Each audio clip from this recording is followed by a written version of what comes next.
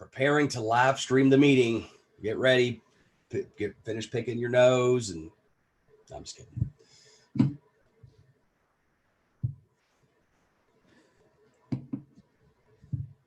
I believe we have the red light on.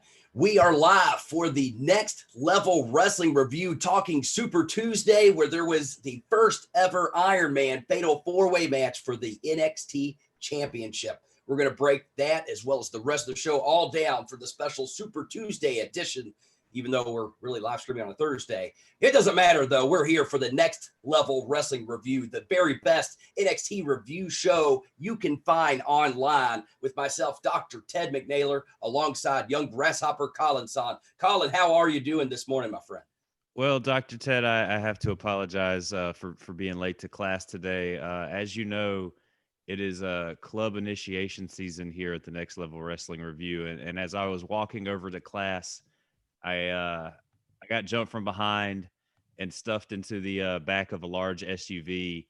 And apparently now this semester, you're looking at the newest member of Legado Del Fantasma here at the Next Level Wrestling Review. They gave me my own hood.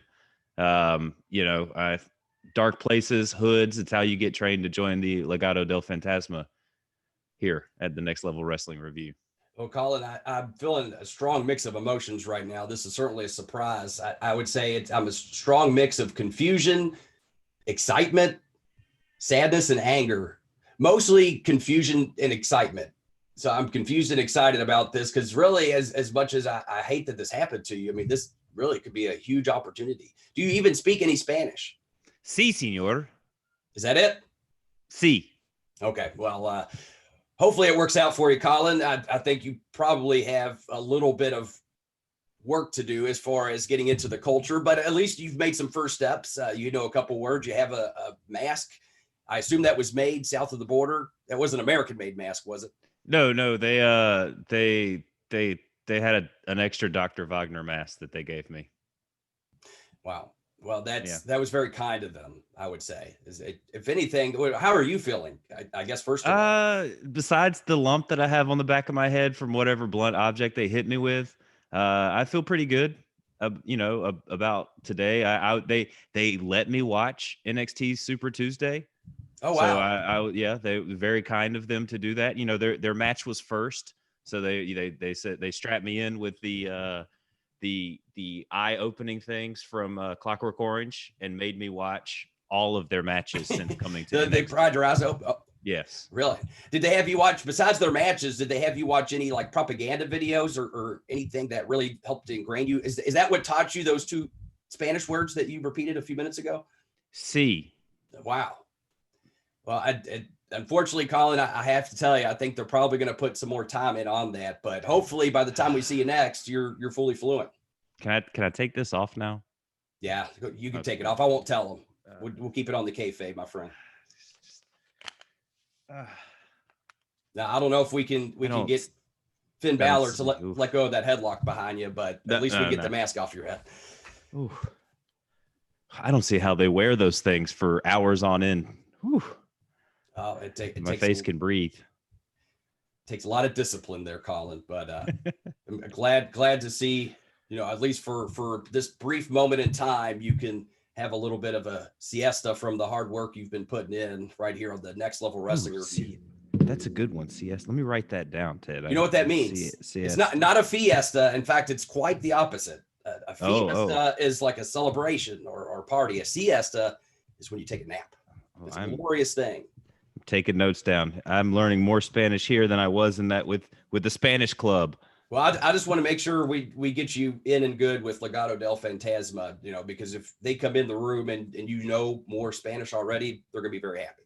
That is true. Well, Dr. Ted, I think we've got a great show lined up for everyone today. It was a Super Tuesday NXT, and it did not disappoint. But Dr. Ted, we have a little bit of homework to gather here before we start with class. Do you want to go to the emails first before I give you my homework? Sure. Yeah, absolutely. Do you have them pulled up, or do I need to pull them up? I unfortunately do not have them pulled up in Let me do. That's all right. That's all right. Unprofessional manner that we run this show. I apologize, but I have them Look pulled up now. And it looks like we actually, maybe this was a really intimidating piece of homework. And it could have been. Yeah, I guess it was. Looks like this week for the first time we don't have no one turned in their homework. What the hell? No one turned in their homework, but Iron Patriot hit me up on Twitter late last night and was like, "What's the homework?" And then I told him what the homework was, and he never got back to me. Oh well, slacker. Well, that's all right. We'll still get into it anyway. So the homework assignment for those that maybe want to just imagine at home is simply put, we had Karrion Kross unfortunately separated his shoulder, had to relinquish the NXT championship. He's going to be out for an extended period of time.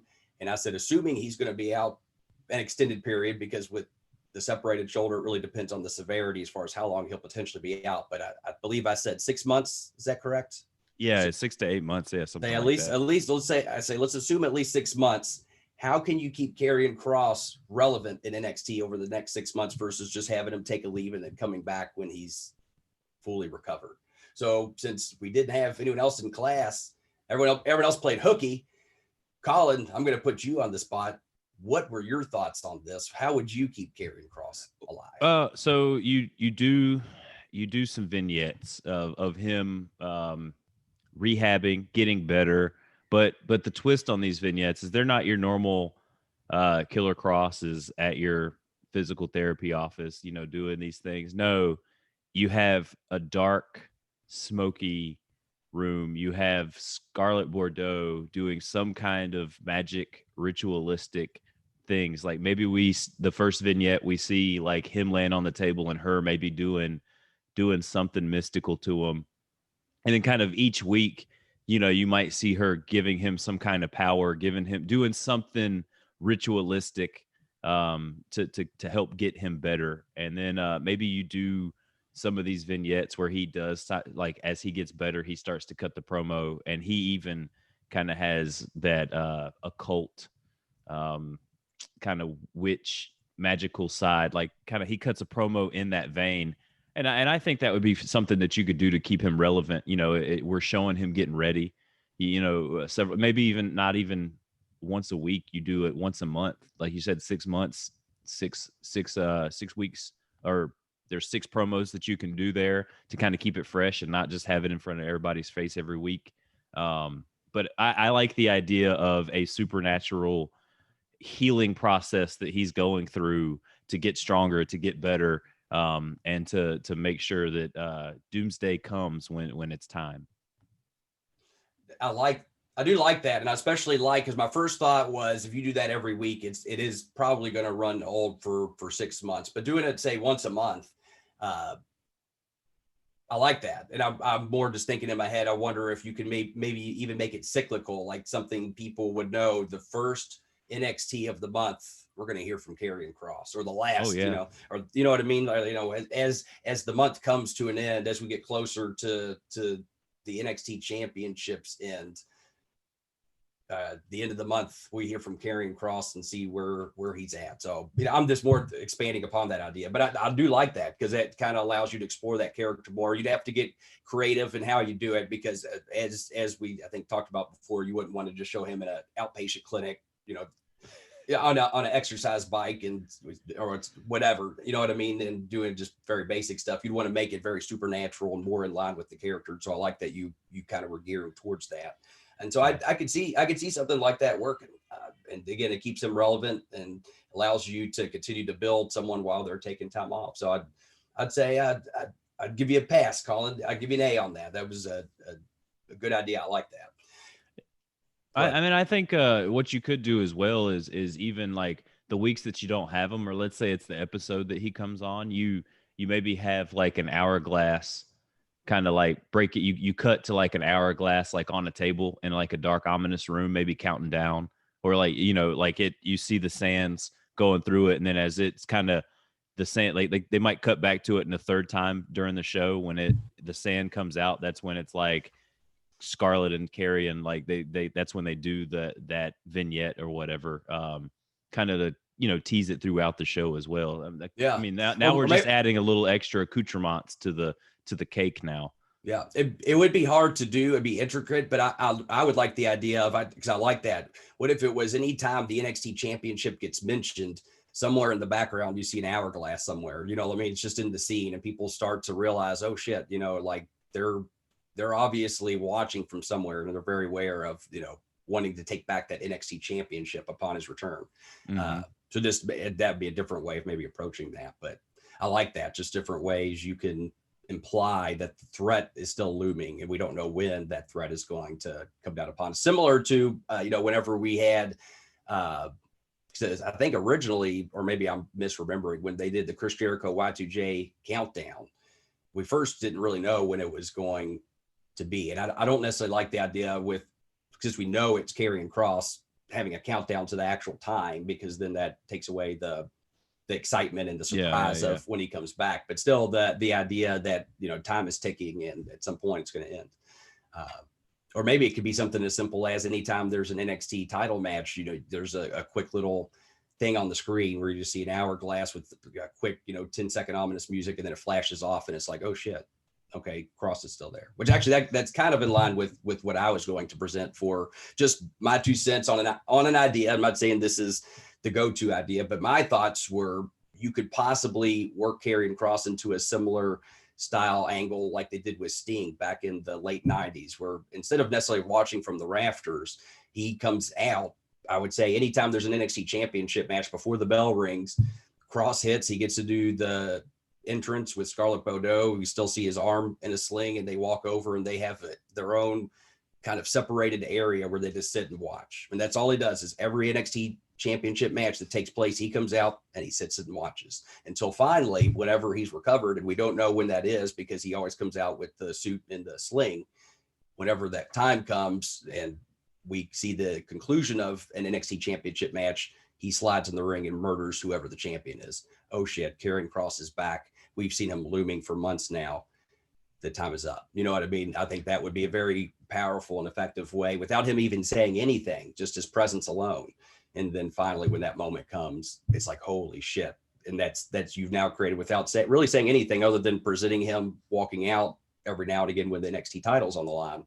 You've created a looming threat without saying anything, and then it's meaningful when he finally does make his return in the ring.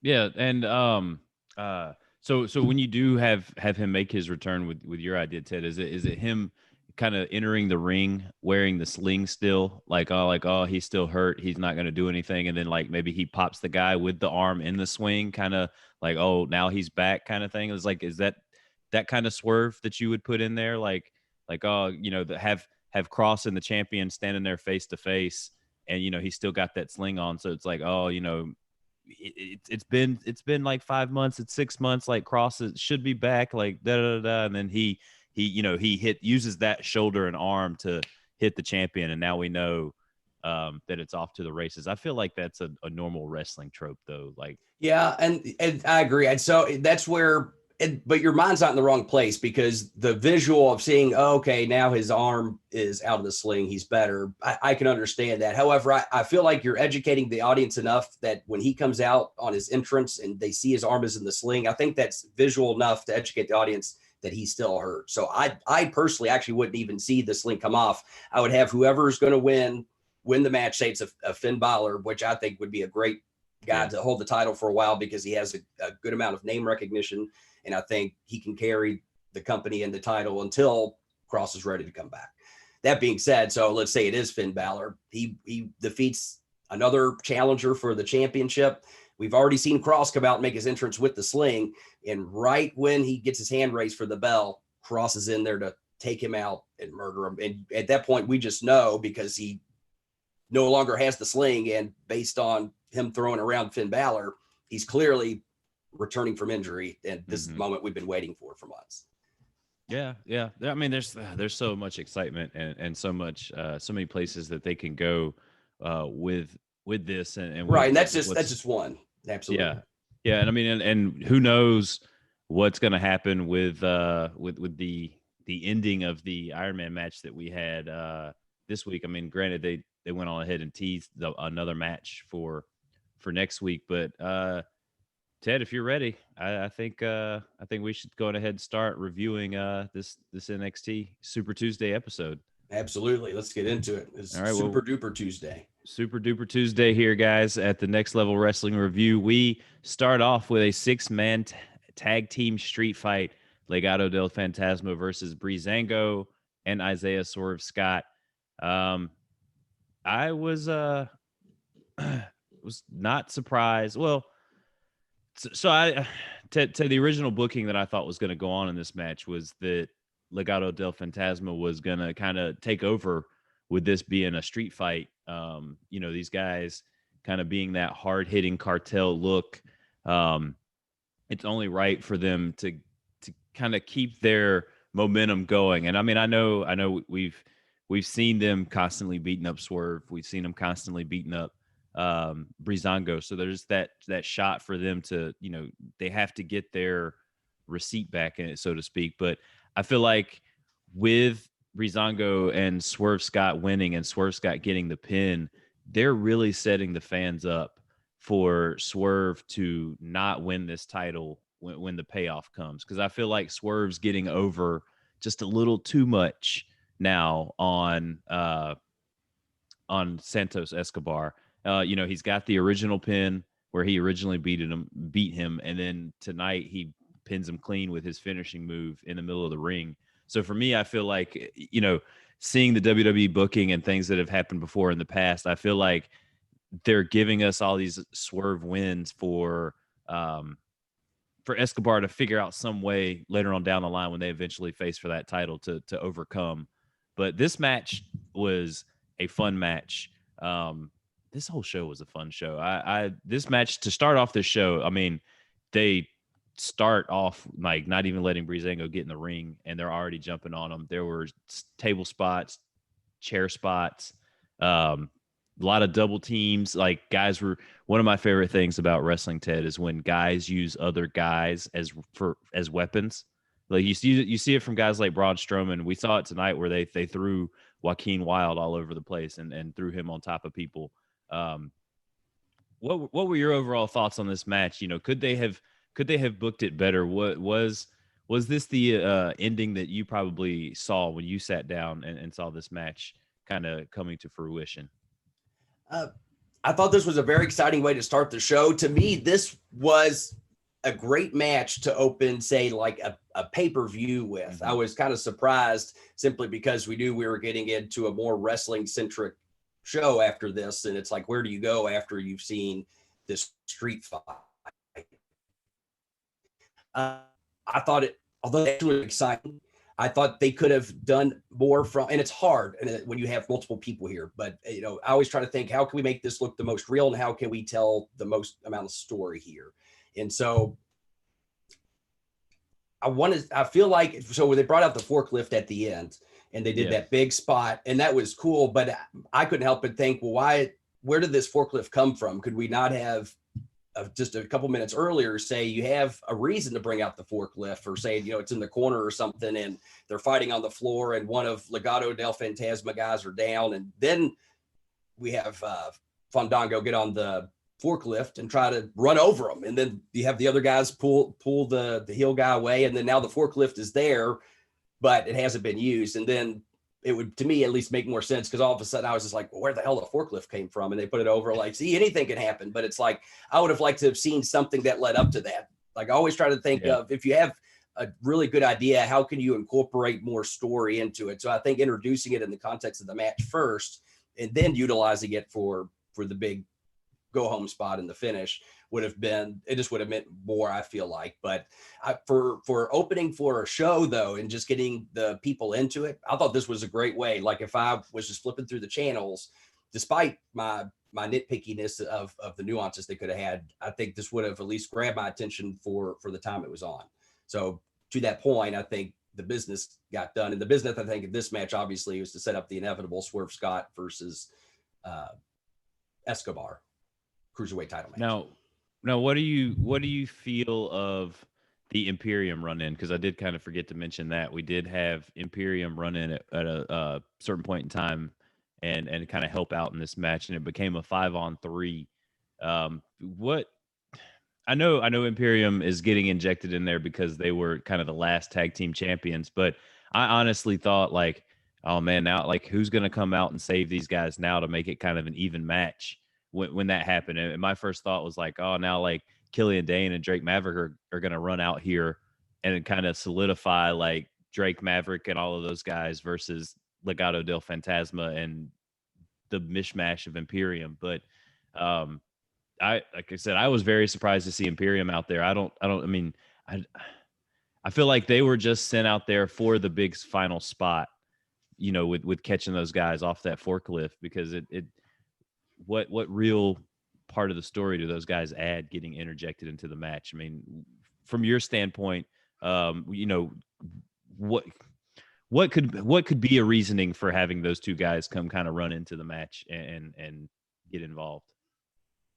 Well, like you said, I mean, with Imperium coming out, they could have interjected them, but I feel like really this comes down to, unfortunately, I feel like at this point in the story, not saying they couldn't come up with a reason, but the further every week we go past not having Drake Maverick be involved is less likelihood that they're going to bring him back around, simply because we've not seen any link or connection. As a matter of fact, we've seen Drake Maverick actually go after Undisputed Era for attacking him. And it seems like Drake Maverick's probably spinning off into something with Killian Dane, if I had to guess. Not to say you couldn't make a situation happen where it would make sense based on some of the history we've seen, but I feel like at this point it would be going back the other way, since they've kind of already steered away, which is a shame in the sense that I think there was more story to be told with Drake Maverick and Legado del Fantasma, but it seems like they've drifted away from that. And at this point, I think it would be more work to have to steer it back that direction than to keep going that way naturally. So personally, I would say from a writing standpoint, I probably would not have tried to fit them in here, because I feel like really it's coming down to the tag team championships between Imperium, Breezango, and the other members of Legado del Fantasma. I got you. Yeah. And that I kind of been saying that the whole entire time that they were going to interject these tag titles into this feud and possibly have. Here's my guess is that this is all going to lead to Legado getting the tag titles. And I think that's why they had the babyface Breezango beat Imperium, because heel is always hard to sell. And in the context of this, if anything, if it gives it to a three-way, that gives Legado del Fantasma an even bigger opportunity to get a bullshit win and get heat.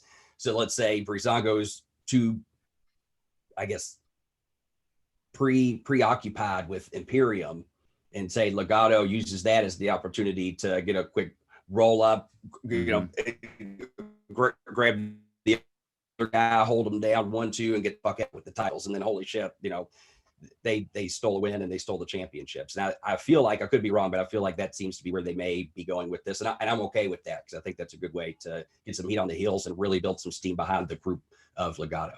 Now, and with the booking of Undisputed Era having all the titles having just been so recent, is that something that you really want to hot shot and going ahead and get all the titles in the Legado del Fantasma? I mean, you got to think this faction's only been around 2 months, 3 months, and you know, pretty much as long as you and I have been doing the show so far, Ted, and you would think that you want that little bit of a break to give those guys a chance to build that dominance and get to that point. Now, if they do the like, maybe they do like the next takeover, they do Breezango versus Joaquin and Mendoza for the titles, and then Escobar and Swerve go for the titles, and they just switch them. So, you know, Swerve gets that win and Breezango loses the titles. So then maybe we get Swerve celebrating with the titles, and we get kind of Legado del Fantasma with the championship, and Escobar coming up with a way to be able to get those titles back, kind of thing. Because and as the fan in me feels like it's just too soon to have to go from one group owning all the titles to another group like basically owning all the titles. I can see your point, and actually the idea you presented, I'm okay with, because that I think tells more character and will show more character for those in Legado from Escobar and the other two guys.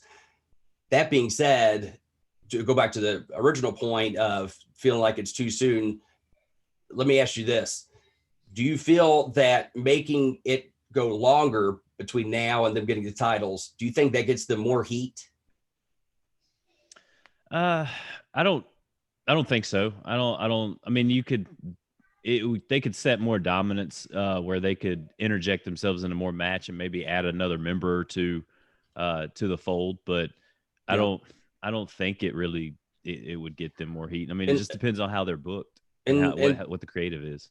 And my follow-up question is, if you were a fan of Breezango or Babyface team, would you say that you would want to see them have a long reign or a short reign?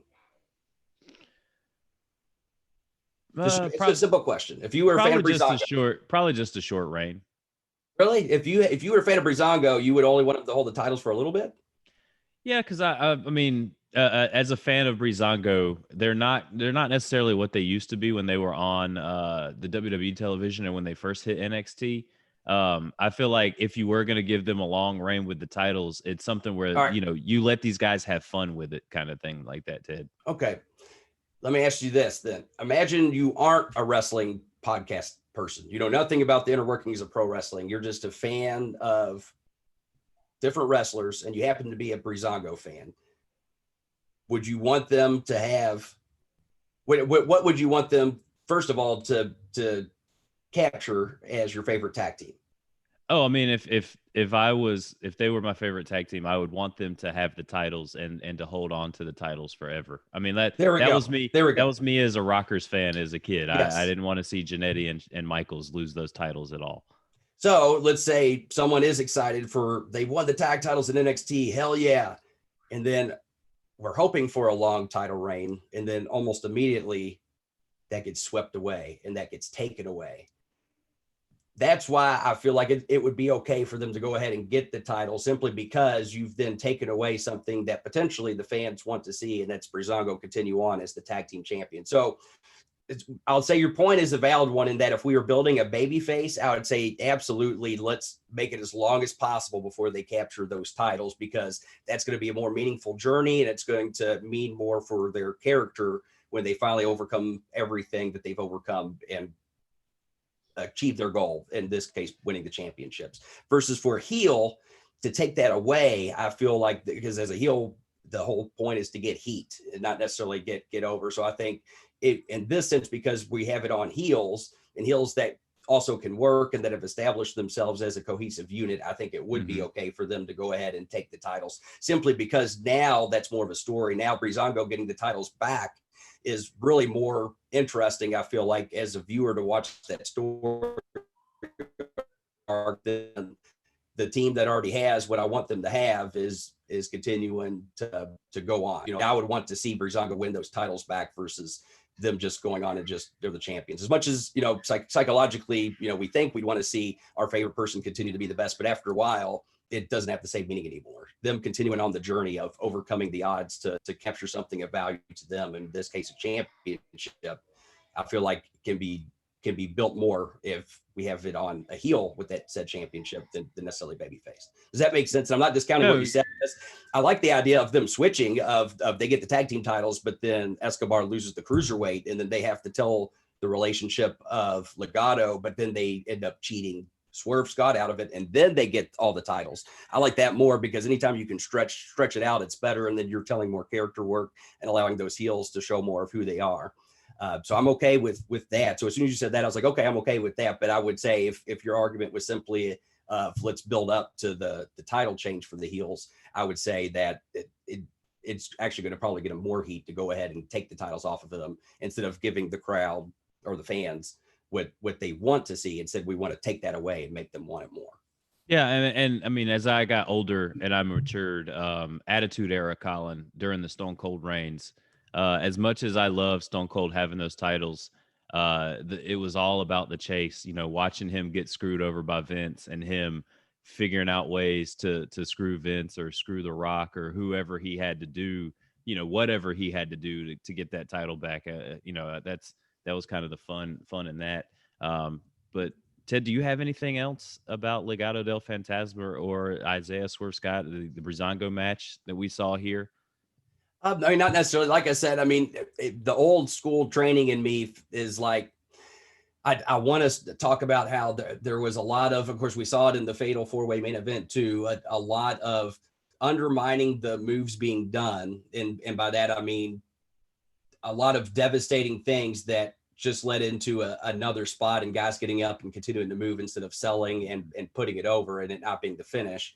And I always feel like less is more, and they could have done less is more. And the point I made about the forklift of working that in, I think would have made it mean more. But from a pure television changing the channel point of view, and and that's part of it too. It's not, and that's where it's hard, and that's where Sunhusband and I get into it, because he's not necessarily wrong when he talks about the different ideas he has from a writing standpoint, but you got to think from a business standpoint too. And part of the business is getting people to tune in and stop on your channel when it's there. And I think opening up the show with an exciting street fight between 6 guys, and it was well worked, athletic. And the biggest thing is nothing was business exposing. Like, I didn't see any part where I thought, oh, that looked bad. And so to that point, they put on a great, exciting contest. I think it would have hooked a casual viewer flipping through the channels. And at that point, I think the business was done, and did a good job if those were the intentions of the match as far as getting viewers, and then also give people still a reason at the end to want to see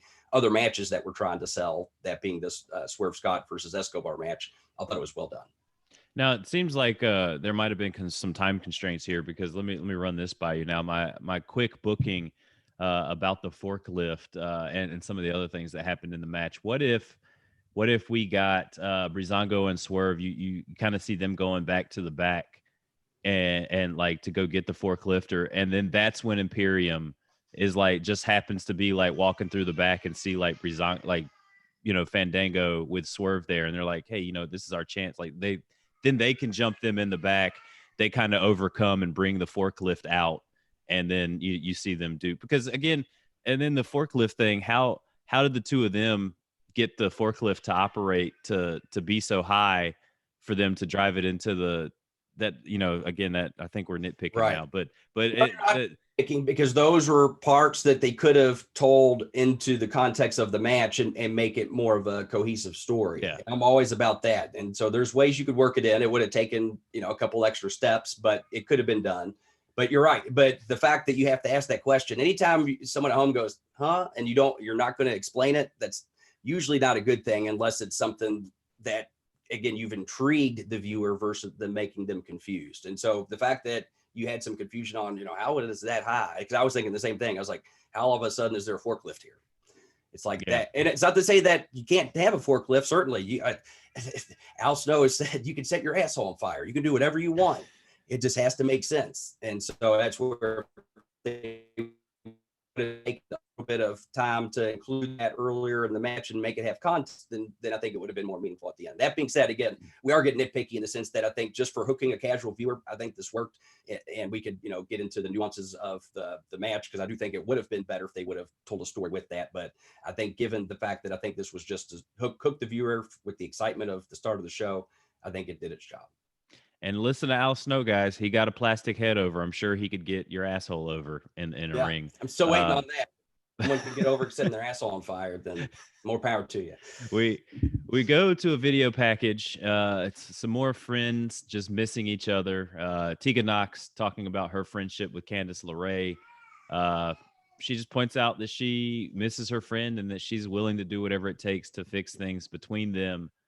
I don't think they're going to be able to fix their friendship between each other. I just feel like Candice is going down a really bad path with Johnny, and Tegan and Candice's relationship is over here. It's very sad, truly. It's just truly. But that leads us into a Candice LeRae versus Kacy Catanzaro match with Kayden Carter. And I want to say real quick on the promo, and a lot of people do this. I'm not just calling. In fact, yesterday I was speaking about Deonna Purrazzo, the Impact Women's Champion, doing this too. A lot of these workers do a really good job of memorizing their lines and kind of giving the rise and fall of inflection, but they still lack the emotion of it. And I know it's hard when you're given a script of what to say, but at the same time, it behooves you to look in that mirror and give yourself something that you have to read and make yourself feel that emotion. I used to literally cut promos in the mirror till I had tears running down the side of my face because I was just trying to do what I could to get into it. You have to be able to feel what you're saying. And as talented as Tegan Nox may be in the ring, this was better than what I saw last time we saw Tegan Nox talk, when it was just a backstage interview, at least with the post-production or a pre-production, what have you. It was better. I felt it more this time, but I still feel as a character when she talks, I don't get emotionally invested in what she has to say because I don't believe it. And I think part of that is just she has to get more into, she has to figure out, number one, who is Tegan Nox, and really that's the first thing you have to do. You can't just give someone, just have more emotion. Like, for instance, if I was working with her, I'd actually want to sit down and have 20 or 30 minutes, possibly more, of just finding out what drives her, what her interests are, what makes her happy, what makes her sad. And then from there, we can start to develop more of that character. And it's up to her to figure it out. Now, granted, I have, independent wrestlers that I work with. And certainly I've had a couple of people that have been on the main roster that I've worked with in the past. You can always reach out to me, bookthedoctor@gmail.com. But even if it's not me, it would still behoove her to, at the very least, try to figure that out and try to draw more emotion out of herself, because I think that's the one thing that's going to make the difference of her being a really good wrestler that never made it as a top tier star, or being a superstar that everyone will remember as being one of the greats. And that's the difference, I think, between the people that are the greats and the people that just were really good wrestlers that never made it to the top. So that's my soapbox. I got you on that one. That vignette leads us into a Candice LeRae versus Kacy Catanzaro with Kayden Carter. Now, to your point that you said, not everybody can come into the business with an improv background or an acting background, right, such as like a Ben Hameen. But I mean, when you guys were in OVW, and did you guys push like taking acting classes, or even just doing a couple of improv classes or things like that? And I mean, even before Ben got there and kind of introduced a lot of that stuff down there, was that something where it was just like, hey, we have an acting coach, or we know an acting coach, or there's somebody that we can send you guys to? Is there that you guys have, or is it just kind of on the performers, kind of on their free time for them to take care of that type of stuff? It's evolved a lot over the years. Prior to Ben Hameen at OVW, it was always, you just cut promos in front of the class and people told you if you were good or bad, and you kind of use that as your own self-measure. Now, they would bring in guest coaches. Like, I remember they had Mark Henry came in and worked with some of the contract guys, and because he was a rip guy and has been around for a while, he helped our class as well. And I remember learning a lot from him when he came in with the contract guys. But there wasn't really any formal acting classes back then. And then obviously when Ben came, he never was part of the official, as far as when it was under WWE, like he wasn't part of the official system, but he worked with a lot of the roster back then, and in the back or on the side in private, just to help them develop their characters and teach them improv. I know for myself and a few other of the guys, we actually took classes with Ben. He actually had formal classes literally in his apartment, and we actually used that to lead to a competition we did at the Improv Olympic in Chicago, and actually beat a comedy troupe up there just based on the simple improv things we learned from Ben Hameen, which I felt like was not only a feather in our caps to go up there for our first ever, we were 6 weeks into learning improv, and because of, Ben basically teaching us the basics, we were able to win a competition against a seasoned group. And it just goes to show that sometimes the simplest basic things really are more meaningful. When people can understand a character and emotionally invest in it, that's what sells tickets. That's what draws people. That's what gets them to invest not only their money, but more importantly, their time into your work. And that's what's going to get you over in the end. So after Ben left, obviously I would incorporate it as much as I could, as much as I've learned from Ben, and also working under Al. He's also, Al doesn't necessarily have an improv mind, but I think he thinks in a very psychological way. And it's different than Ben, but there's very similar crossover. And I think getting to learn from both Ben and Al over the years and really get an understanding of how they thought, that's how I would utilize that to kind of like what I talked about. I would talk with guys and try to draw who they are and get more emotion out of them. And I'll say, as I continued on and became more in a backstage role, unfortunately, I actually didn't have as much time to work with guys individually because I was busy trying to write the show and do all the marketing pages and the posters and all kinds of other things, setting up shows, live events, all the other stuff. Like I basically wore all the hats at OVW at that point. So unfortunately it was hard. That's why I'm really enjoying actually getting a chance to talk wrestling and kind of take me back to my roots. Because really in the last few years prior to joining the Hamid Media Group, I haven't had a lot of opportunities to really break down character work and what it means and how to do it, simply because I haven't had the time. So it's actually kind of refreshing to get to talk about it and get to hopefully help some people that are listening, or just give a little more background to those that are just wrestling fans as far as the understanding of why wrestlers do things in the rings, or why they should or shouldn't do certain things in the rings. And it's always very interesting, and it's never black and white. It's a lot of gray, and well, actually I wouldn't even say gray. It's a lot of different colors on a basically a canvas, and every piece of art, every place of work, every match is going to be a little bit different and have little nuances you can either add or take away from it. So that's the fun of it. And I feel like I'm getting on another soapbox here, but long story short, it's a very intricate thing, and there's no, of course, Ben will tell you the one right way to do it is just to, just learn it. But I think everybody has to have their own understanding of how they can be their character or their gimmick in the context of the story. And that can be a different journey for everybody. I got you. Well, a different journey for everybody would be Kacy Catanzaro, and the way that she made her way into NXT. This girl, former American Ninja Warrior competitor, the way that she climbs the pole to get into the ring is very interesting. But she was no match for Candice LeRae, as Candice LeRae ties her up with a submission there at the end, only to just kick like her face and like put all the force of her foot into like her back and the back of her head, and planting Kacy's face into the mat. Candice LeRae wins, and afterwards she invites Tegan Nox over to her house for dinner, basically saying that dinner is on her. I don't know where they're going with this whole feud here. Like this fight. Yeah, this whole fight. No. The fight feud. Food fight, yeah.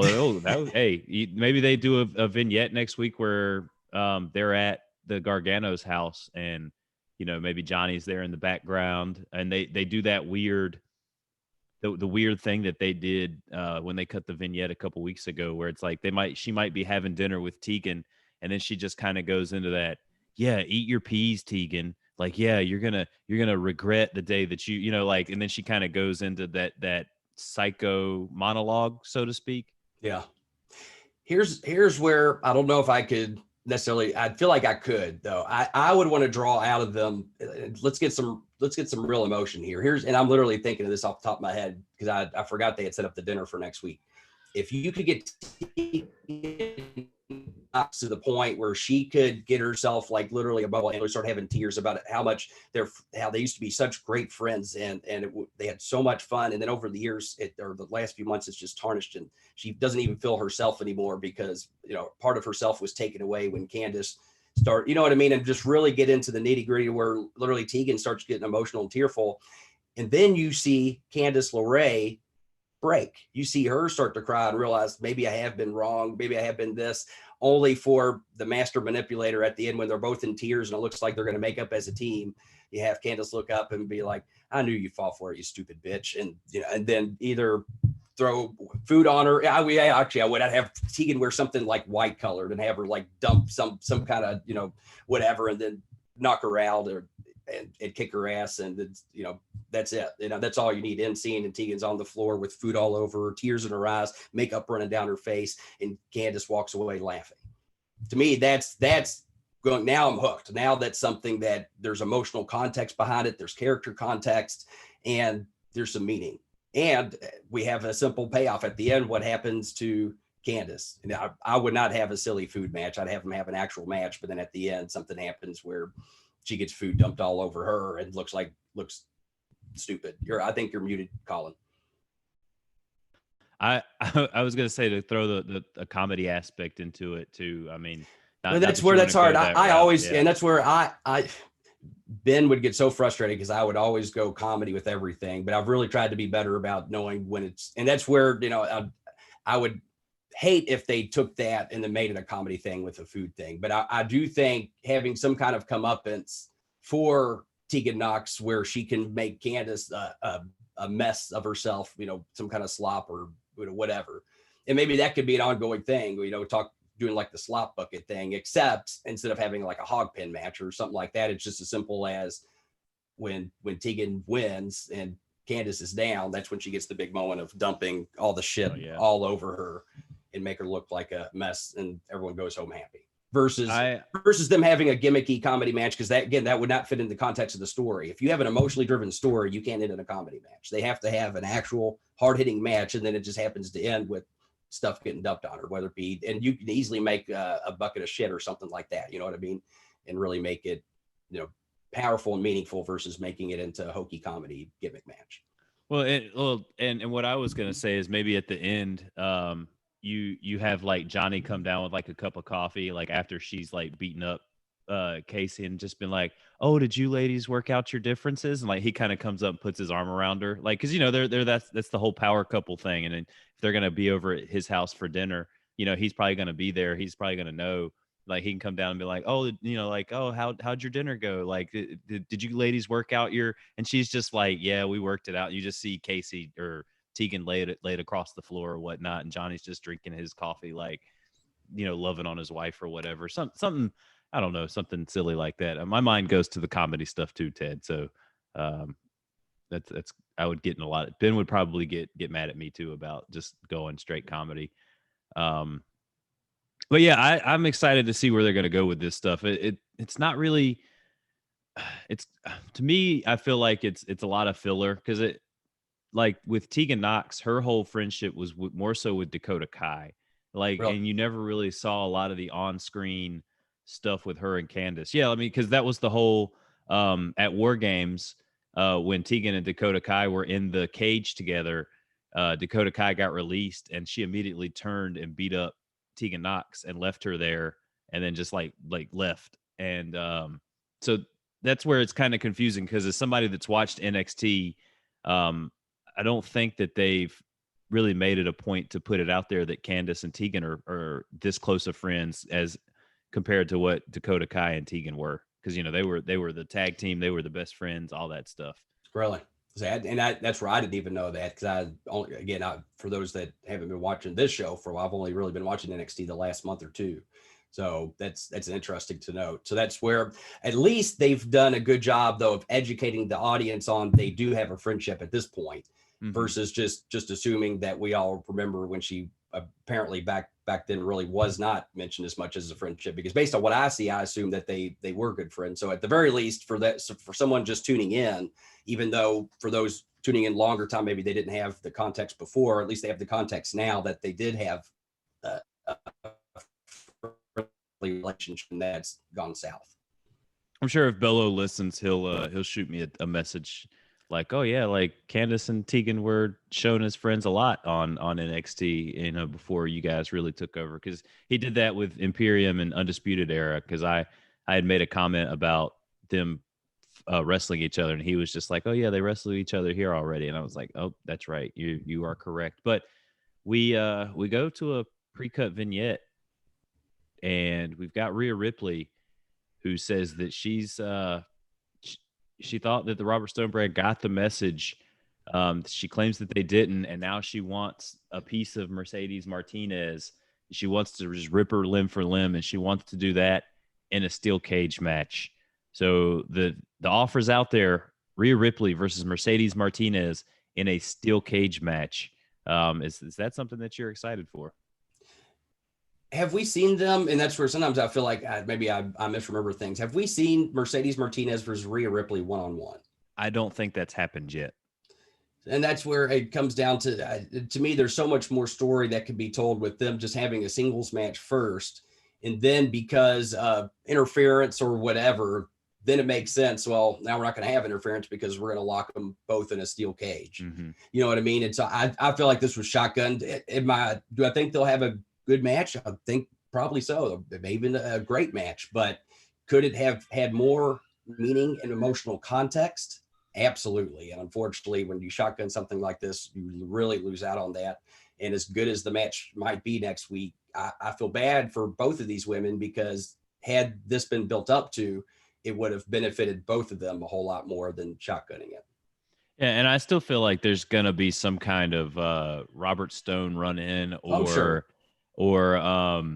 Raquel Gonzalez trying to put a stamp on some things, and maybe we get some kind of weird 3-way with Rhea Ripley, Mercedes Martinez, and Raquel Gonzalez later on down the road at some point in time. But that's where they could be going with this, Ted, with having the distractions now, especially with a steel cage. But where do you go after? I mean, the cage is meant to keep people out, unless you do a Hell in a Cell match. Yeah, pal.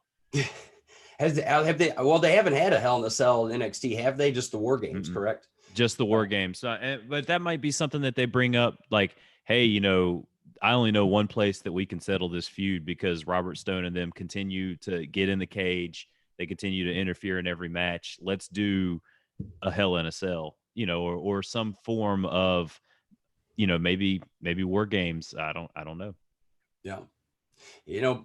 Perhaps I still don't like the idea of shotgunning the cage match, but perhaps something will happen in there because I've alluded to this before because they've set up potentially Raquel and Rhea Ripley down the line facing off against each other. And I think last week I said, well, what if Robert Stone, since he's been kind of bringing on these different women, end up bringing on Dakota Kai and Raquel Gonzalez, but Dakota Kai, being the dominant female that she is, ends up kicking Robert Stone out and taking over the group of women, which I think would be interesting. But something along the lines of them joining, like I could see maybe Mercedes Martinez is in a compromising position in the cage, and maybe he's trying to get Aaliyah to scale the cage and Rhea knocks her off, and then Robert Stone tries and he gets knocked off, or they get taken out by Shotzi Blackheart, who I know has also been involved.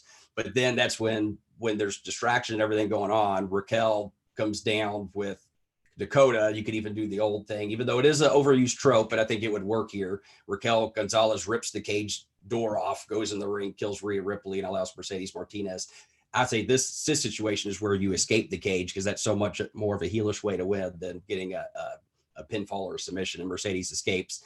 And Mercedes has a look on her face like, what the fuck? I didn't ask for any help. And now like that dynamic of, Robert Stone went and approached these ladies and essentially paid them off to help the brand. And then we can have a continued story from there. That might be interesting. I'm just throwing that all out there. Well, and that leads again to the possible blow off of Mercedes onto the Robert Stone, because again, she's told him, stay out of my matches. Like you handle the behind the scenes stuff. You let me handle the stuff in the cage. Or right. Yeah. We've already created context for that. Yeah. So, if they do get involved, especially, I mean, it might set it up.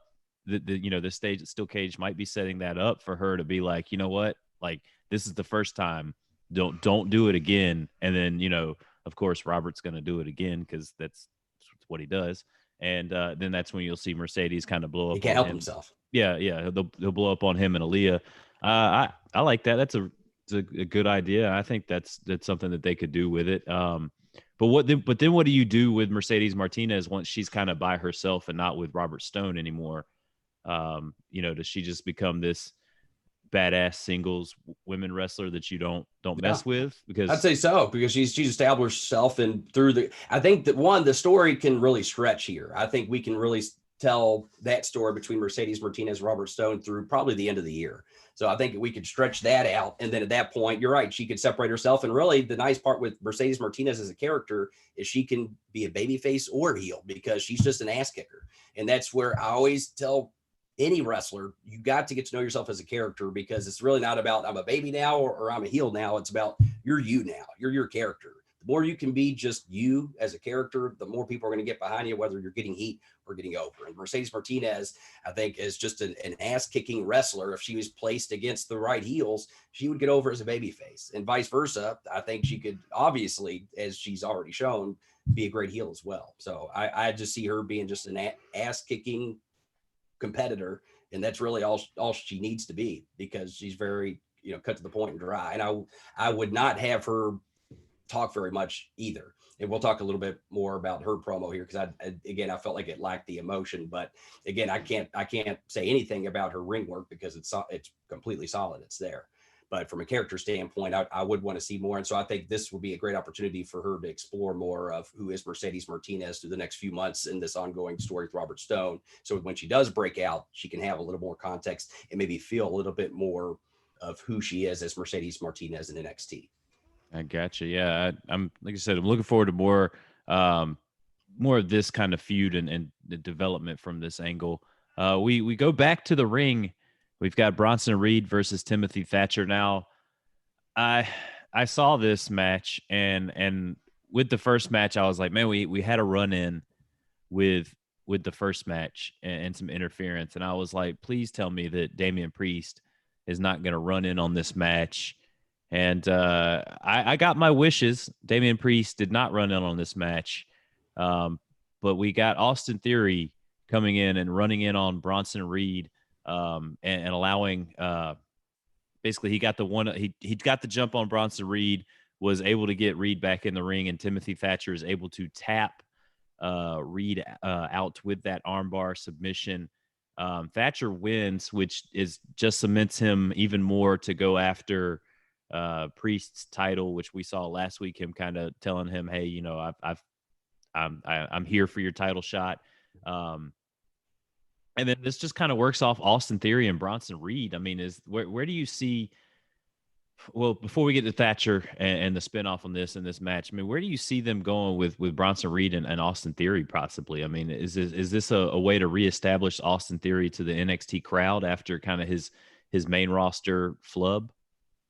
I would say so, especially again, for those that don't know, I actually, other than the pay-per-views, don't watch Raw and SmackDown regularly. So Austin Theory is new to me. And so to me, he's someone that I, at least from the context they give me, was on the main roster and now he's here. And so I just take it as someone that has arrived back in NXT and is here to make his presence known. And as we saw last week, it led to him getting slapped by Bronson Reed. And so Austin Theory here took a measure of revenge. So I thought this was good. This was a continuation of story that we had context for. I also wanted to make mention, I think Bronson Reed, was that a new entrance that he had tonight? I think so. I think it was a new entrance because it caught my eye, and it was really well done. And it goes to show something small is just how to present a wrestler upon coming out. Granted, that's a very small part of the battle, but already I felt like just him coming out to the ring, he felt like a bigger star with that, you know, the Colossus or whatever they were calling him, or the colossal Bronson Reed, and looking like he was walking in between buildings and things like that. That was a good presentation for him. And I thought the match itself was fine. I thought the business was good. If anything, it did dual business in that it established, like you said, Thatcher, as he's already have this context of wanting to go after the North American Championship. Well, he's now got a win under his belt against someone that was in that multi-man title match for that championship. And we also could spin off Bronson Reed with Austin Theory, because Austin Theory caused Bronson Reed to lose here. And so I see this leading to two different matches. Obviously, Timothy Thatcher is going to go on to try to get that title shot, and then Bronson Reed and Austin Theory are eventually going to have to come to heads. Maybe as soon as next week. I don't know, but we'll see. And I think it was a good piece of business here. I guess it did multiple pieces of business, which is always a good thing when you can do that. Yeah. Do you have anything else on this match? Anything that caught your eye match wise from this? I mean, I like the way that you know, he teased, Thatcher was trying to get him to come to the floor, and he hit him with that senton. Like Bronson was like, yeah, nah, we're not playing this game. And then just kind of squashed him. And then, you know, how Thatcher really worked the size. Like he was going for the legs. Like even when he was laying on the ground, he was going for like calf kicks and thigh kicks, trying to really work the big man down. And so like the story that they told in the ring, how did you feel about like the story that these two gentlemen told, even without the Theory run in? I thought it was good, and something I think I've said it on this show before, but if not, I've definitely thought it. And it was at least a few weeks ago, I wanted to see Bronson Reed just get a little bit more of an edge to him and get a little more vicious. I think that's the one thing that he was missing. And so I thought putting him in there with someone like Thatcher, who has a very more vicious style of wrestling, allowed Bronson Reed to also turn up his viciousness as well. And so I think to that end, I thought it was good for that too. I think this was a character building match also for Bronson Reed, because he was able to go in there and hang with someone as vicious as Timothy Thatcher and look good in doing so. So, and from a technical standpoint, I mean, we could always break down nuances, but I think really given the style of match they worked with the time they had, I thought it was well done, and it made it look like both men wanted to win and had a sense of urgency of wanting to win, which is always important too. And it's not just about having character, it's making the match itself seem important. And so I felt like both of these competitors as characters made me believe that they both wanted to win. And really that's key to any wrestling match. Yeah, that's true. Well, we go backstage. We've got Mercedes Martinez, and she accepts Rhea Ripley's challenge for a cage match. Now, you actually, we'll be getting that next Tuesday on Super Tuesday. You said you had a little bit of something with Mercedes, I guess the emotion that she had with this. Yeah, and it could have been, I'm always cognizant of, you never know when these things, not that it justifies it, but you never know if this was shot at the end of a long day at 2 a.m. But either way, you have to bring the emotion there. And I understand Mercedes Martinez is as a character kind of flat, but I just felt like here, I did not believe that she wanted that cage match. You know what I mean? Mm-hmm. And so the only really feedback is I wanted to see more emotion for Mercedes Martinez instead of just delivering the lines. I'm sure she got all the lines correct, but I'll say that about, a lot of people on multiple shows. It's not just about getting your lines right. It's about bringing that emotional or that emotion for it. So that way the context of what you're saying is more meaningful. So to that end, again, I always hate, to say any kind of critique as someone like Mercedes Martinez, who's been wrestling longer than I have and is a total complete pro in the ring. But I try to take my bias aside and just bring it from a character and emotional standpoint. And I felt like this did not, here's the other part, is it really didn't play to her strengths. Like I would have much rather seen like she's back training and whooping up on a heavy bag and sweating her ass off and just showing her as the ass kicking female that she is. And someone comes up to her or even Robert Stone and say, "Hey, did you hear Rhea Ripley called you out?" And say, "No, I've been training." And it's like, she wants you in a cage match. She's like, "Tell her I accept." And then she just goes back to whooping ass on the thing. So that's an example of, it's not always on the worker. It's up to the writers to put these wrestlers in positions where they look more powerful as characters and enhance their characters more. And I think a small change just like that, then she could have done everything that she said, essentially, except we see her in a different context and it's more meaningful versus just having a blank wall behind her and she just memorizes her lines and she accepts. Okay, well, that, it did nothing to get me more excited for that match, but her whooping ass or training her ass off and then being informed and then acting pissed off that she got interrupted and be like, "Yeah, I accept." And then she goes back to training. That would have had a lot more punch and it would have taken just as much time on the show than the promo that she did. Oh yeah. Yeah. I like that. Yeah. And then you can, like you said, you could even kind of sell more of the story of like Robert Stone comes in and he's like, "Hey, she wants to take you on in a cage match and maybe like while she's hitting the bag or whatever, like in this loud grunt, like, I told you to take care of the business side of things. Like I'm worrying about, my match or, I'm worrying about training, like, kind of. Right. I would see her immediately getting hot. Yeah. I would see her getting hot immediately as soon as he walks into the room. Mm-hmm. She's like, "This better be good because I told you not to ever interrupt me." Okay. This isn't important. Rhea Ripley just called you to change match. Tell her I accept. Now get the hell out. You know what I mean? And then she just turns around and just goes back to training. I would like to see that just every week. The minute that Robert Stone comes around, you just see Mercedes Martinez just get the most disgusted look on her face, like just go away. Yeah. And maybe part of Robert Stone's job is to make sure people don't interrupt her when she trains. So like someone's going backstage getting a word with Mercedes. He's like, no, please, no. Like do not go in there. Because he knows he's going to go on. Mr. Regal, you cannot go in there, Mr. Regal. I swear to you, like.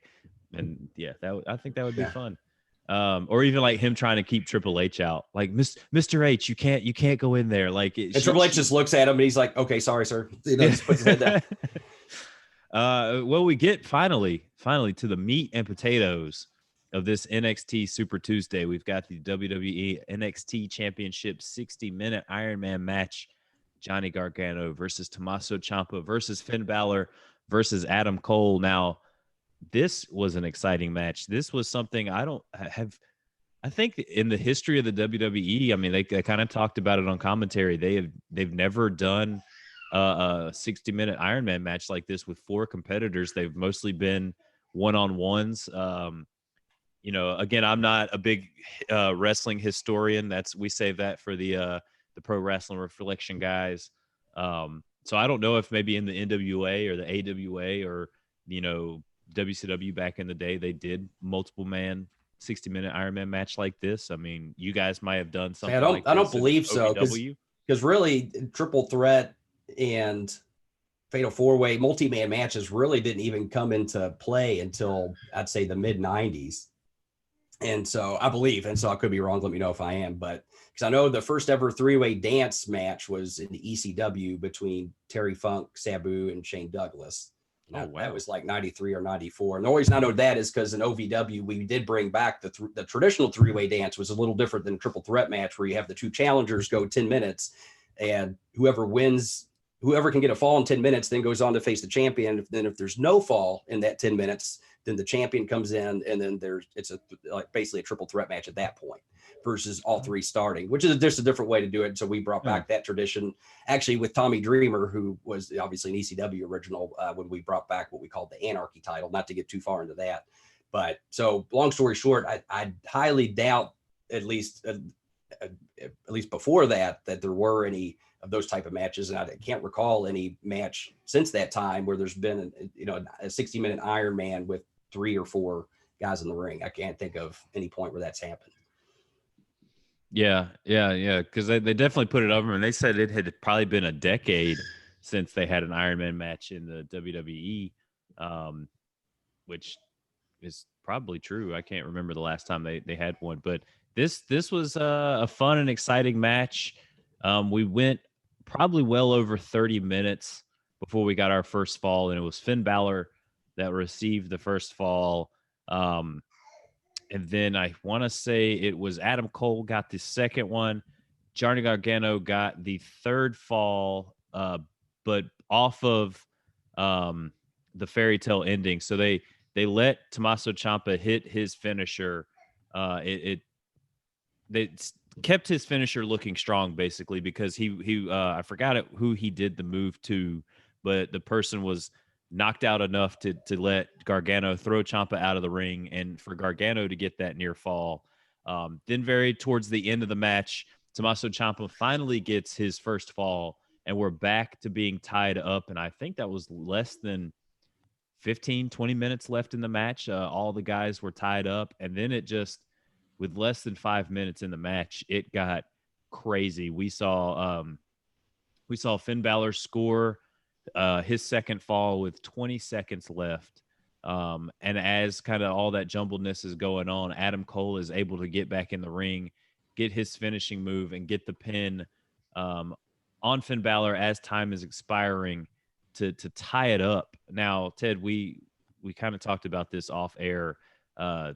There was some controversy with the ending of this match because a lot of people on Twitter, I listened to Busted Open in the car on the way home last night, and they were kind of talking about this, like with how the count ended. It was kind of a fast count from the ref.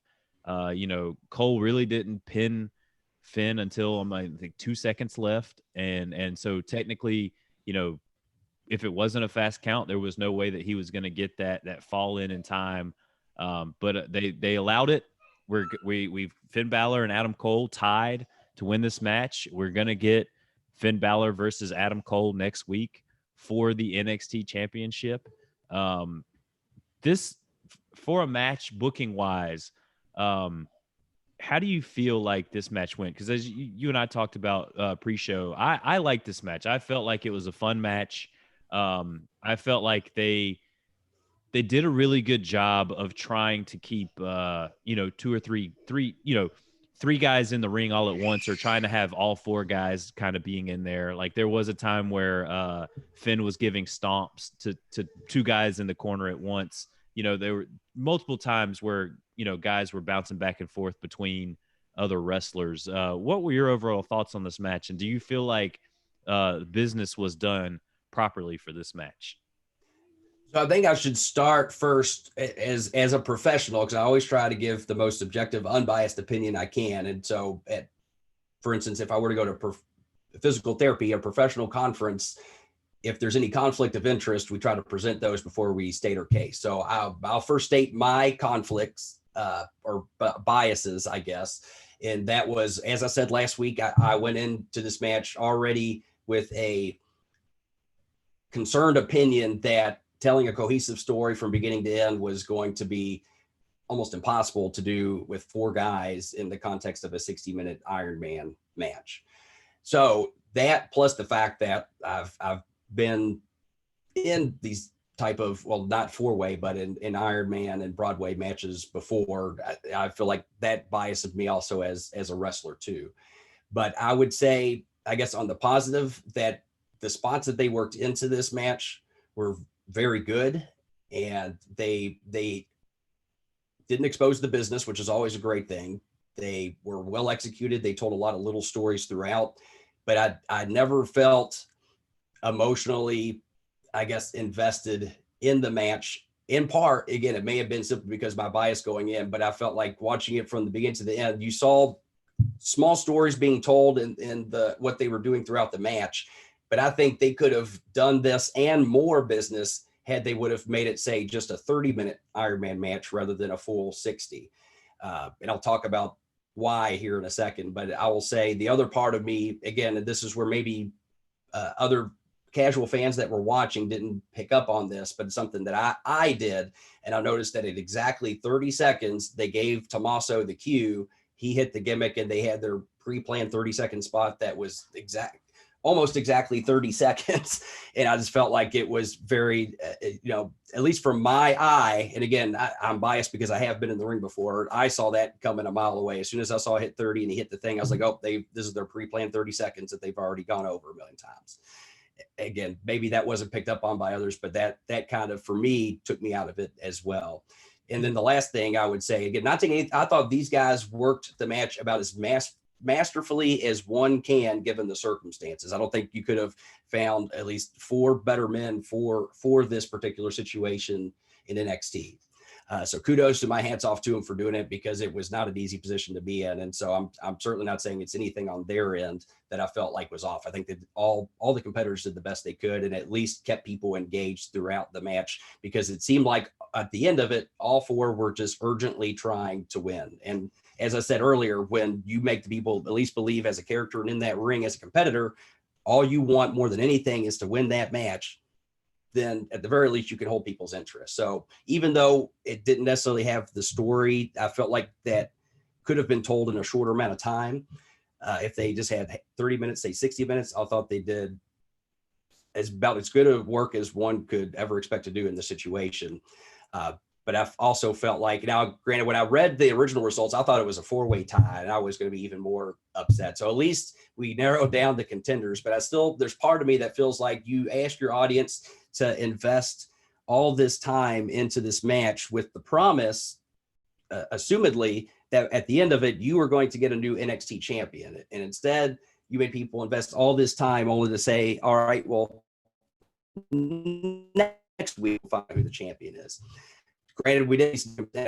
I can understand from a television writing standpoint the hook and drag of wanting to get viewers to tune in next week for the conclusion, but I also can't help but feel like there likely was people that watched this match and may not tune in next week because they felt cheated and felt like we were supposed to get a champion tonight and you all didn't give us that. So the way I think I would have wanted to lay it out is, say you do the 30-minute match, and then on the back end, William Regal comes out and says, okay, well, the match is over. You all have 2 falls. You all are eliminated. We're going to have a winner tonight, no matter what. Let the bell ring. First fall wins. And then it's Adam Cole and Finn Balor, and you do whatever you're going to do the next week. Now, there's some people that will probably say, what about stretching it out? And that's where I feel like in this instance, it's better to go ahead and have the champion here, because stretching it out, again, you potentially making the fans feel cheated because of the more or less promise that you, or the guarantee that you've told the viewer, if you tune in tonight with this epic 60-minute match, you're going to see history, because you're going to see us crown the next NXT champion. And the people that tuned in to see that moment did not get it. So they got a finish where they were told, okay, next week we'll do it. And again, I still think they could have gone this way, but then just make it a singles match. Say we're going to have, this match must continue, 1 fall to a finish. And then you have either Adam Cole or Finn Balor. In my opinion, Finn Balor, for reasons I talked about earlier, I would have him go over, and then hooray, we have that magic moment of overcoming, and we have a new NXT champion. We have a new day has begun. Pun not intended. You're muted. I like Finn Balor as that choice too, because I mean, I know we haven't seen the Demon in NXT since he's come back down here. But you know, with him versus Karrion Kross, you know, he could bring that Demon out. But again, he's still undefeated as the Demon from what I understand. So that's kind of his gimmick that he brings out, like when he's got to overcome the odds and everything like that. So who knows? I feel like they should use the Demon versus the Fiend at WrestleMania kind of thing. But we'll see where they go with that. I think he's doing the Prince Devitt thing here in NXT. He's not doing the Demon Finn Balor thing here. I think he's more like he was when he was over in New Japan. So like I said, I think him versus Kross would, I mean, that right there, if you're gonna have Kross come back to really make a name for himself, I mean, him beating Finn Balor for that title, I mean, and the matches that these guys could have, like especially the strong style, like Japanese type, really stiff stuff that they could probably do with each other, would probably be a lot of fun. I'm looking forward to it. I think my money's on Finn to win this. And I did kind of, not necessarily spoilers, but I saw something where there's a possibility that, you know, that Pat McAfee might make a run in next week and get involved in the Adam Cole Finn Balor match. So, you know, maybe we'll see more from Pat and Adam Cole here in the future. Interesting. Yeah, it certainly remains to be seen. I think Finn Balor and Adam Cole will have a great match. So I am looking forward to the match itself. And hopefully I'm wrong. Hopefully we see the ratings reflect that they, you know, hook the viewers and have just as much, if not more. But I would say if we get to next week and find that that was not the case and the ratings went down, then at least that would tell us that the hook and drag, unfortunately, didn't work in this instance, simply because you made a subconscious promise to the viewer that they were going to get something that you didn't deliver on. But again, I could be wrong, and I hope I'm wrong, because I always think more people watching wrestling is a good thing. And that's why I'm passionate about getting on here and sharing my thoughts, because I want better wrestling. And really, as fans, we deserve better wrestling. And it's only going to help the business to grow, to have better content. So that being said, I thought, again, I have all the respect in the world for all the athletes. I just want to see them, one, do the most that they absolutely can to grow as a character and have people emotionally invest in those characters more, as well as also having the writers put these talents into positions where they can really shine as performers and get that emotional investment as well.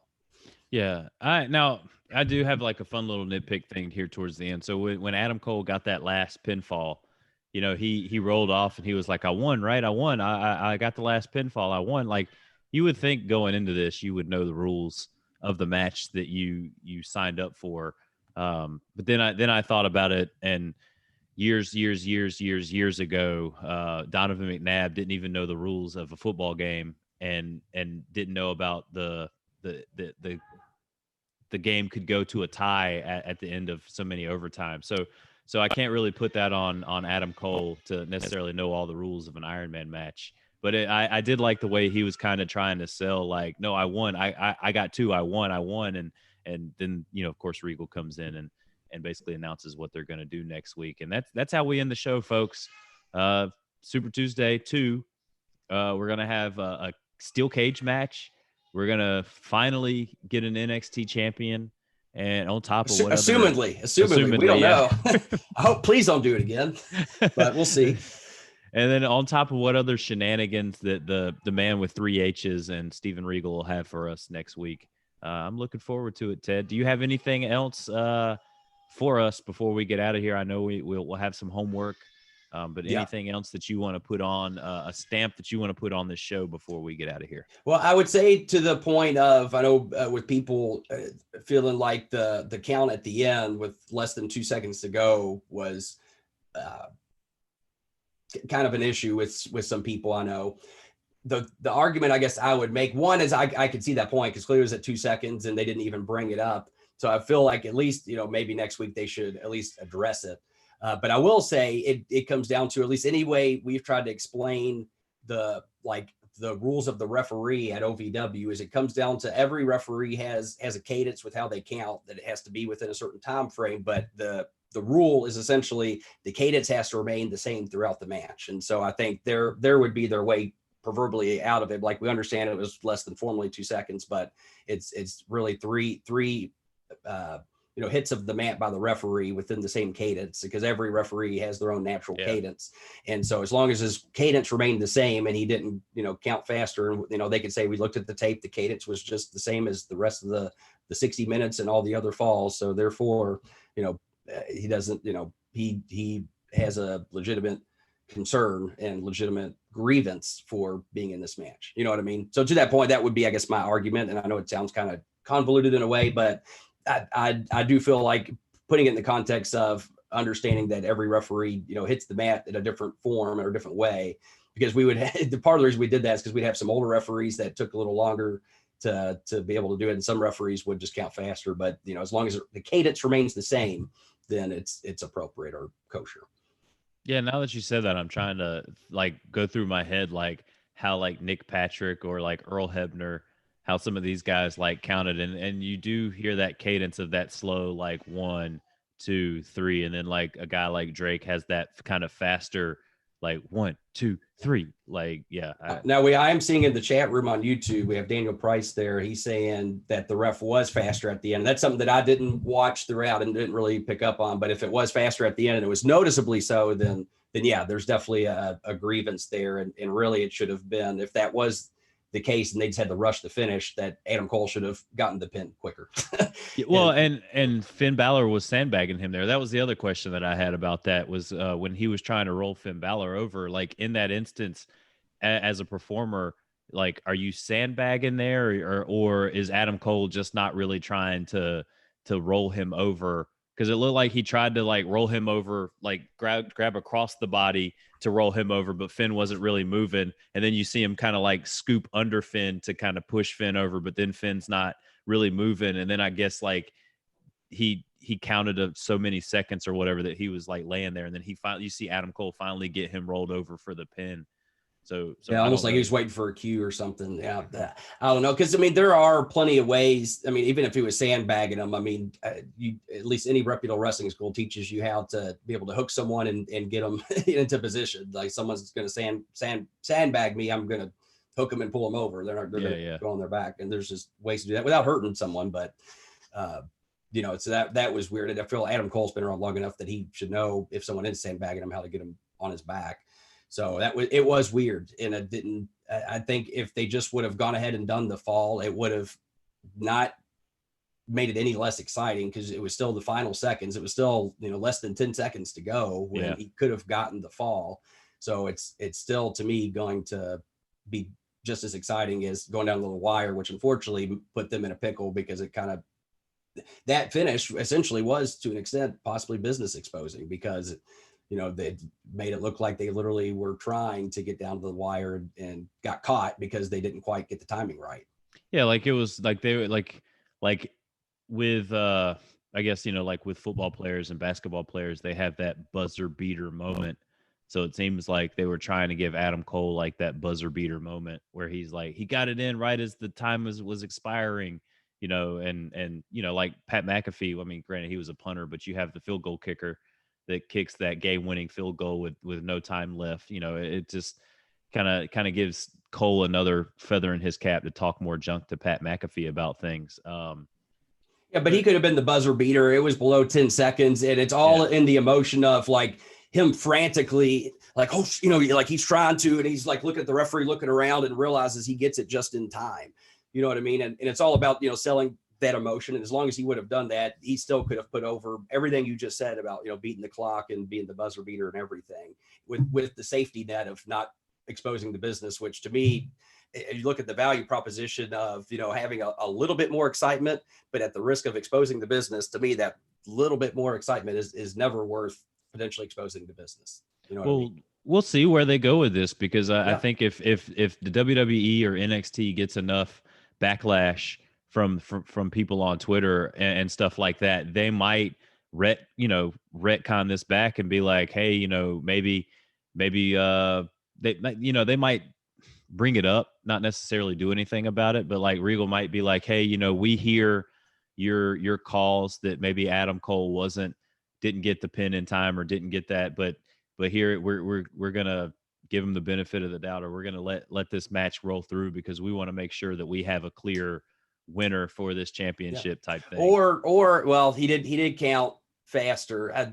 Never mind. It would have been too convoluted because we've seen where people have gotten a 2 count and then the bell rings. So never mind. I was going to say if they hadn't done that, you could say, or you stayed ahead of time. Of course, you'd have to continue that rule. But if there's a pinfall or a submission in motion, like say, in basketball, if you've thrown the ball at the buzzer so let's say if you've locked in a submission or in the middle of a pinfall, then the time will extend until either the submission is broken, there's a tap out, or they either kick out or get pinned. But they can't do that because, again, you've educated the audience on when the time ends, and unfortunately because of that led to this situation, which again, it could have been worse. It certainly, as this is being a little nitpicky because it was fast, but at the same time, to that end, well, I feel like it probably puts more heat on the referee necessarily than Adam Cole. I was going to say, at least, it was a heel that got it at the end. But I think had he just got it a couple seconds sooner, that would have been truly the best option than the benefit of trying to get down to the absolute last wire, because unfortunately it didn't quite turn out like they were wanting it to. Yeah. And like you were saying, I mean, we've seen that last, like getting it down to the wire, thing. I forgot where I was going with this. Dr. Ted, let's it'll probably come back to me while we're talking.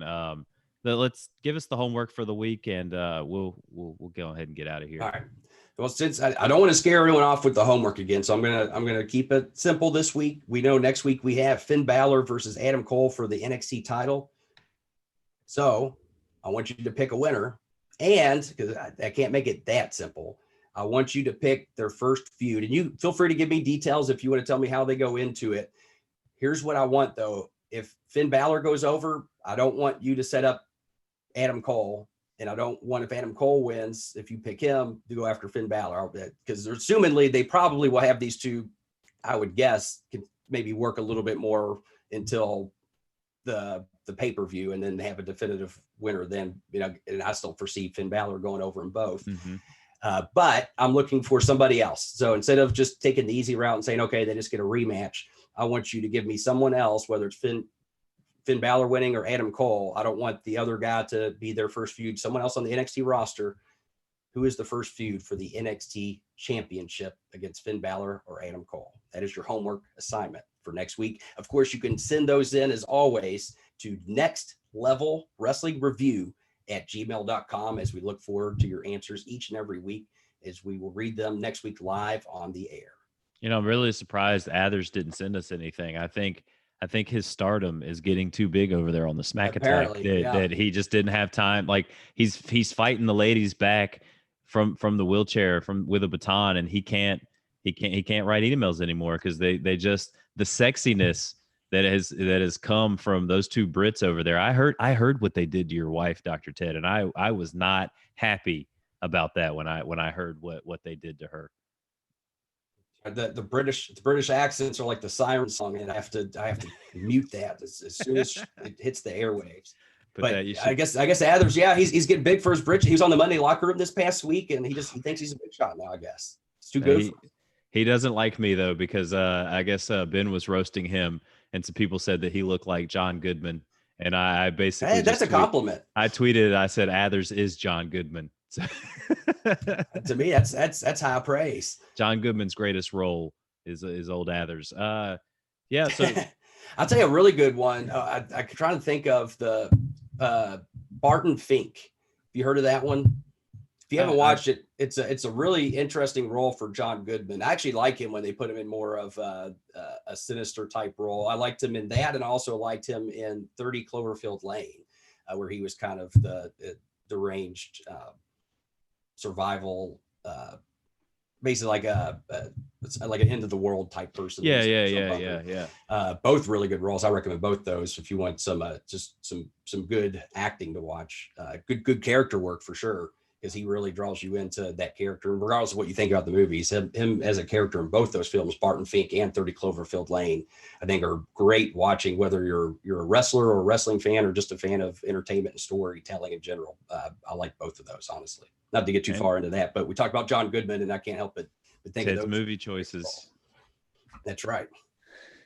We'll have a new show for Hami Media where Dr. Ted reviews movies. Oh, I think we already have that with the Film Frequency. Well, so we'll get Dr. Ted on the Film Frequency. I'd love that. Absolutely. And he'll review some movies over there with JB and CEO Hayes. But guys, you can find me each and every week here on the Next Level Wrestling Review with my good friend Dr. Ted, the Man Beast, and my